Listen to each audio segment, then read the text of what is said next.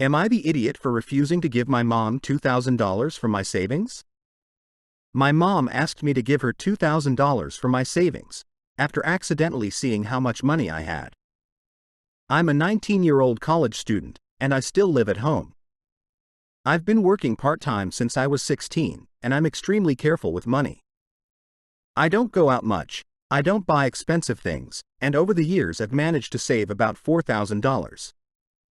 Last week, my mom asked me to log into my banking app to transfer money for groceries because she said her card wasn't working. While I was doing it, she saw my total savings. She didn't react right away. But later that night, she sat me down and told me that since I live under her roof, I should be contributing more. She said it was selfish for me to have that much saved while she's struggling. Then she asked me to give her $2,000 to help the family.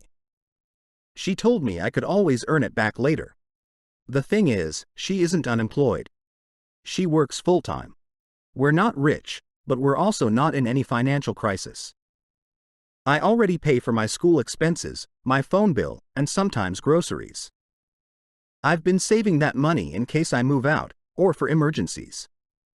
When I told her I wasn't comfortable giving away that much, she called me ungrateful and said I was acting more like a tenant than a daughter. Now some relatives are messaging me saying family helps family, and that I should just do it. But honestly, it feels like she only wants the money because she saw how much I had. So tell me, am I the idiot? Am I the idiot for considering suing my friend after she skipped my wedding but used the free trip? I'm a 25-year-old woman, and I recently married my husband, who is also 25. Our wedding took place in Bali, Indonesia. It was a destination wedding. Our parents paid for their own flights and hotels, but my husband and I decided to cover travel costs for our close friends so they could celebrate with us. Each flight cost around $2,000, and the hotel ranged between $150 and $300 for the week. My friend Gemma, who I've known for over 10 years, came with her newly married husband, John. She paid for John's ticket herself, but we paid for hers and their hotel stay. Here's the problem. They never showed up to the wedding. Gemma used the free flight and hotel, and completely skipped the ceremony. When I asked her why, she told me that since they couldn't afford their own honeymoon, this felt like the perfect opportunity. Apparently, John decided he just didn't feel like attending the wedding. That honestly crushed me. I went out of my way to make sure she could be there, and instead she treated my wedding like a discounted vacation. We've been friends for more than a decade, so this didn't just feel rude. It felt like betrayal. Now I'm seriously considering taking her to small claims court to recover the money I spent on her flight and hotel. So, am I the idiot for doing that? Update. After reading advice from people, I decided to message Gemma again. Instead of immediately threatening legal action, I wanted proof in case this actually went to court. I sent her this message. Hey, I'm sorry for being distant, but I need to talk about Bali. It really hurt that you didn't come to the ceremony. I worked really hard to make sure you could attend. Did you think I paid for that trip just so you and John could have a honeymoon? She replied, I miss you too, and I know the trip was for your wedding. But John didn't want to go because he felt your wedding ruined the feeling of it being our honeymoon. I thought you would understand. I told her I didn't understand at all. I said she took advantage of me, and that isn't what real friends do. Then I sent her an invoice for $2,387.53, covering the flight and hotel. I gave her 30 days to pay before I take legal action. She hasn't replied since. But she has been posting vague quotes on Instagram about fake friends and toxic people. So now I'm asking again. Am I the idiot? Am I the idiot for confronting my best friend after she basically stole from me? I'm a 34-year-old woman, and I recently hosted my best friend, who is 32, for a week. We've been friends for over 10 years, but I've lived across the country for the last 6. For context, I own this beaded fringe blazer that she absolutely loves. It cost around $300. For the past 2 years, she's jokingly asked me to give it to her. She'd say things like, "You never wear it. It's more my style anyway." And every time, I'd laugh and tell her no. I love that blazer. While she was visiting, she asked again if she could just have it.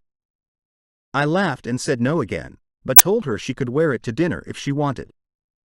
Her flight home was early Thursday morning. We hugged goodbye, but I was half asleep while she made coffee and got ready to leave. 2 days later, I was getting dressed and suddenly had a weird feeling. I went to grab the blazer. It was gone. I checked everywhere. My closet, laundry, even my car, because I was sure she wouldn't actually take it. So I texted her, asking if she'd seen it. Maybe she left it somewhere by accident. She replied, and casually admitted she took it. She said she was cold, running late for her Uber, and it was the only thing she knew would fit her. Here's the thing. We've shared clothes for over a decade.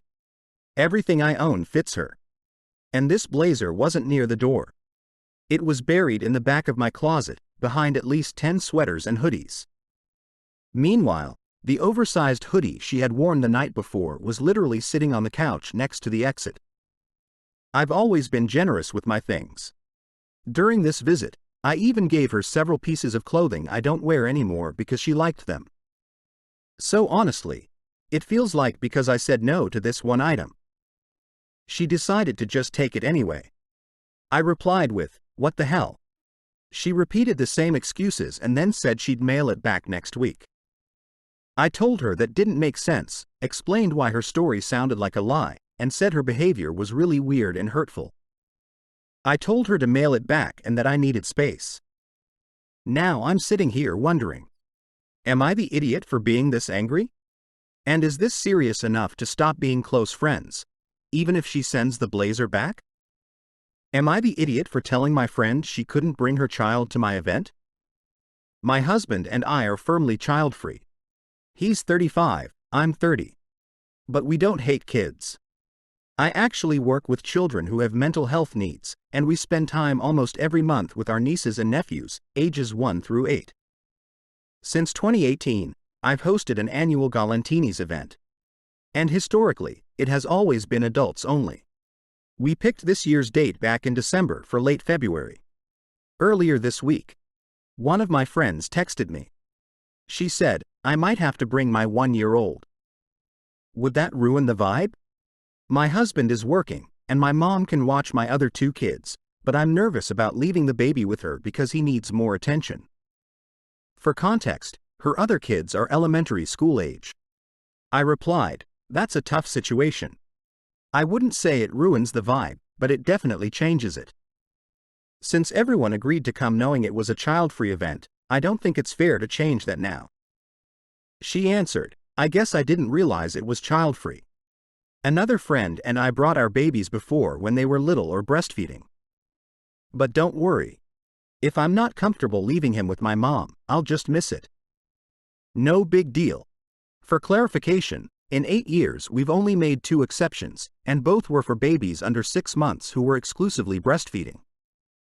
Her child is 1 year old. He walks, eats solid food, and only nurses for comfort. I responded, I think there's a difference between a newborn being held the whole time and a 1-year-old who needs stimulation and attention. But ultimately, you have to do what's best for you and your kids. If you're not comfortable, I completely understand. And I'm sorry for any miscommunication. She never replied after that. And honestly, I feel like I was put in an unfair position. Even though I'm child-free, I put a lot of effort into supporting my friends who have kids. I open savings accounts for their children when they're born so they'll have a gift at 18. During their first year, I send monthly diaper packages and books. I usually travel to them, since traveling with kids is harder. I help plan birthday parties, and I often give experience gifts like zoo trips, shows, or events. So I don't feel like it's unreasonable to want one specific event to stay adults only. Am I the idiot for setting a firm boundary for this event? Edit. One detail I should add is that one of the past exceptions was actually for this same friend. That was 7 years ago, when her oldest child was about 5 months old. This is also a small gathering. Only 6 people total. Another guest has a toddler and already arranged childcare. After reading people's opinions, I realized my last message may have come across harsher than I intended. We've been friends since high school, and she means a lot to me, so I decided to reach out and apologize for how I ended the conversation. Final update. We talked, and everything is okay now. There's a lot of personal history that's impossible to fully explain in a single post, but I appreciated hearing different perspectives. And I also want to say this: the world isn't always kind to women who choose not to have children. My life may look different from someone else's, but that doesn't make it a miserable one. There's power in choice. And I hope everyone feels free to follow the path that's right for them.